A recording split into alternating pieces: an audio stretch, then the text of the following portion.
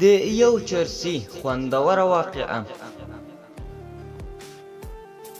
د دې کیسې لیکوال وایي ما ته یوه ورځ په بازار کې چرسي راغلو او راته ویې ویل د چرسو لپاره لږې روپۍ راکړه.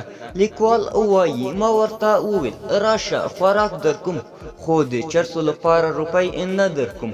چرسي راته وویل روزي ورکوونکی الله تعالی دی، که د چرسو لپاره روپۍ راکوې رایې که، که نه وي لاړم درنم. لیکوال وایي ما یو څو روپۍ ورکړې او چرسي رانه روان شوم.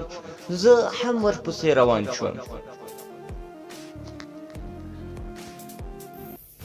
یو ځای کې واده و. یو سړي غټ پتنوس کې وریځې روانې کړې وې چې پتنوس ترې وغورځېد او وریځې ترې په ځمکه ولوېدې.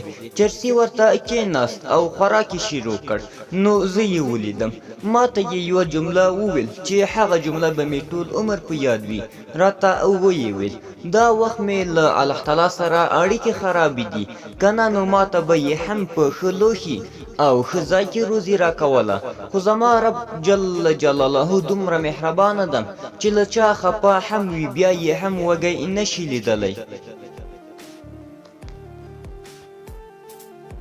د 3 وخته ډوډۍ لپاره 5 وخته لمونځ مه پرېږده. الله تعالی تا ته خپله ټاکلې اندازه روزي رسوي، کله یې لا رسېده وي او کله بیا کږه وږه وي چې را رسېدل یې وخت نیسي.